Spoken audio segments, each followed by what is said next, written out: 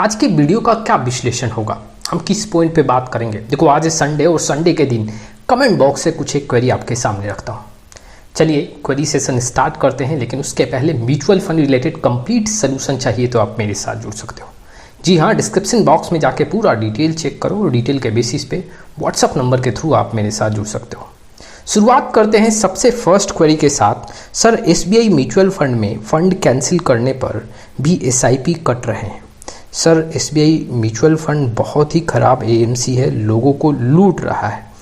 देखिए मैं आपके थ्रू इन्वेस्टर को बताना चाहता हूं कि कभी भी अगर आप एसआईपी कर रहे हो, आप जब भी म्यूचुअल फंड को रिडीम कर रहे हो, इसका मतलब ये नहीं है कि आपका एसआईपी कैंसिल हो गया। बहुत ऐसे केसेस देखने को मिले हैं। हुआ क्या है कि आपने पूरा पैसा रिडीम कर दिया है।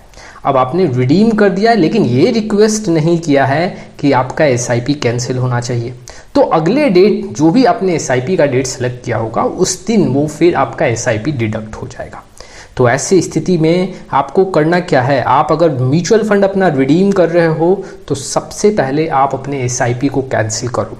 आप अपने एएमसी को इन्फॉर्म करो, अपने बैंक को इन्फॉर्म करो कि एसआईपी कैंसिल करना है। जी हाँ, कई बार ये भी देखने को मिला है एएमसी के साइड से एसआईपी तो कैंसिल हो गया, लेकिन बैंक के पास कोई रिक्वेस्ट नहीं है और वैसे में बैंक के थ्रू वहाँ पे एसआईपी डिडक्ट हो रहा है।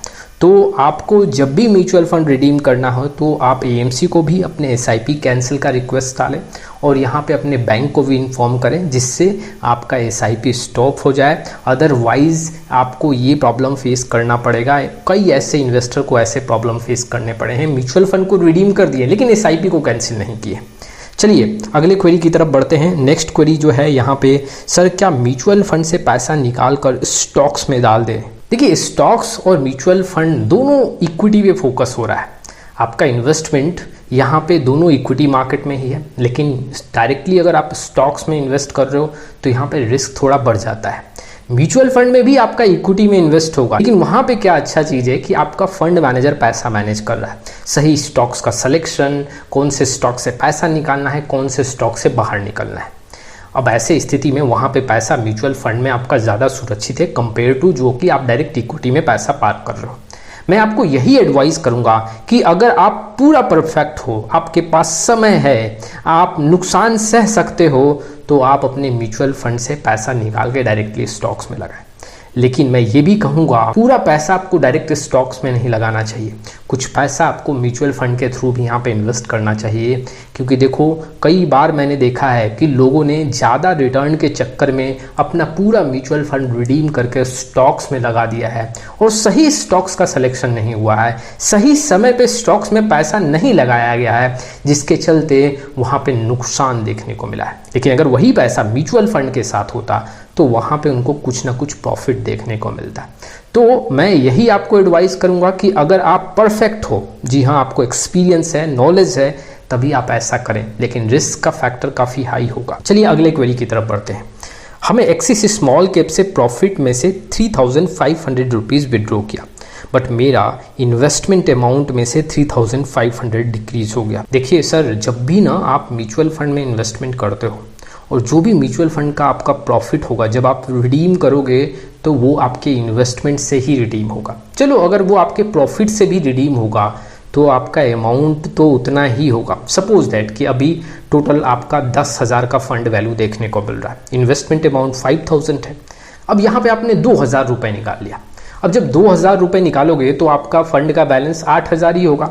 अब वो चाहे आपके इन्वेस्टमेंट से डिक्रीज हो या फिर आपके प्रॉफिट से डिक्रीज हो, आपका वैल्यू जो होना चाहिए वो तो आपको देखने को मिल रहा है। तो इसमें कोई टेंशन की बात नहीं है। ये हमेशा जब भी कैलकुलेशन होता है म्यूचुअल फंड में, आप स्पेशली देखोगे जब भी आप कुछ विड्रॉ करोगे ना, तो वो आपके इन्वेस्टमेंट अमाउंट को कम करेगा, ना कि आपके प्रॉफिट को डिक्रीज करेगा। लेकिन ये कोई नेगेटिव बात नहीं है, इससे आपका कोई भी नुकसान नहीं होने वाला है, क्योंकि जो भी आपका 3500 का विड्रॉल है वो चाहे आपके इन्वेस्टमेंट से हो या फिर आपके प्रॉफिट से हो, आपका टोटल फंड ज्यों का त्यों होगा। जो कि आप माइनस करोगे 3500 को, जितना होना चाहिए उतना ही होगा। चलिए अगले क्वेरी की तरफ बढ़ते हैं। Hi sir, I like your videos, thank you so much. Sir एक बात पूछना था, सर म्यूचुअल फंड में एसआईपी पे ज़्यादा रिटर्न है या लमसम पे, प्लीज़ रिप्लाई। देखिए लमसम पे रिटर्न आपको ज़्यादा मिल सकता है, लेकिन आपके हाथ में पैसा भी होना चाहिए, समय भी सही होना चाहिए।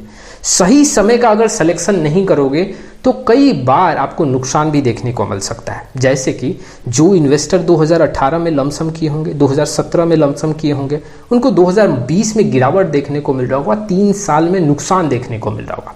लेकिन जो लोग SIP करके चल रहे होंगे उनको एवरेजिंग का बेनिफिट मिल रहा होगा। और जब आप देखोगे 3 साल बाद, 4 साल बाद, तो जो लमसम में एनुअल रिटर्न होगा वो कम होगा कंपेयर टू जो SIP में एनुअल रिटर्न। तो अगर आप सही समय का सिलेक्शन कर सकते हो, आपके पास पैसा अच्छा खासा है, तो आप लमसम करो, उसमें ज़्यादा पैसा बन सकता है। और आप एक सैलरी पर्सन हो, बहुत बड़ा आपके पास अमाउंट नहीं है, अपने मंथली इनकम से कुछ बचा सकते हो, तब तो आपको SIP के थ्रू जाना चाहिए। SIP वैसे इन्वेस्टर के लिए है अपने सैलरी में से कुछ बचा रहे हैं और बहुत बड़ा उनके हाथ में पैसा नहीं, हर महीने 2 लाख 5 लाख रुपए का उनका लमसम नहीं आ रहा है। महीने का अगर वो 40,000 रुपये कमा रहे हैं, उसमें से 4,000 10,000 रुपये बचा रहे हैं, उसको वो SIP कर रहे हैं।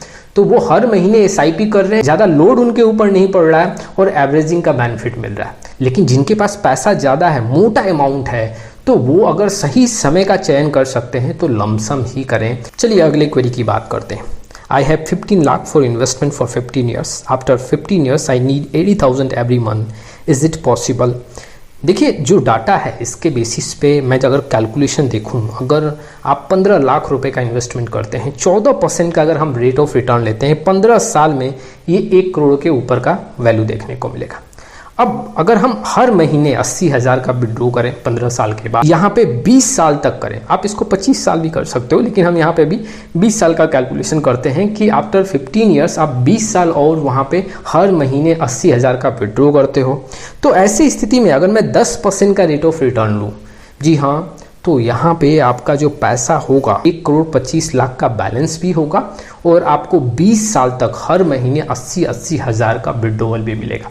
लेकिन अगर आप 80,000 का जो विड्रॉवल कर रहे हो, अगर मान लो इन्फ्लेशन के साथ आपको इंक्रीज करना है, तो ये आपको अमाउंट काफ़ी कम पड़ेगा। लेकिन अगर आप यहाँ पे हमेशा 80,000 का ही विड्रॉवल करना चाहते हो, कोई इन्फ्लेशन ऐड नहीं करना चाहते हो, तो ऐसे स्थिति में ये पॉसिबिलिटीज़ है जो आप यहाँ पे सोच रहे हो कि 15 लाख का इन्वेस्टमेंट कर दें 15 साल के लिए, और जो भी पैसा बचेगा उसके बाद हम उससे विड्रॉवल हर महीने 80,000 का विड्रॉवल करेंगे, तो ये पॉसिबल है। लेकिन इन्फ्लेशन के साथ अगर हम कंपेयर करें तो ये पैसा आपको कम देखने को मिलेगा। तो ये था आज का वीडियो। इस वीडियो से रिलेटेड आपके माइंड में कोई क्वेरी हो, भेजिए कमेंट बॉक्स में, क्वेरी जनरेट करें। आने वाले टाइम में बहुत सारी वीडियो लेके आऊँगा। एक हम्बल रिक्वेस्ट, अभी तक चैनल को नहीं किया सब्सक्राइब, लाइक और शेयर तभी स्टार्ट करें, फिर नेक्स्ट नए वीडियो के साथ। तब तक के लिए जय हिंद, जय भारत।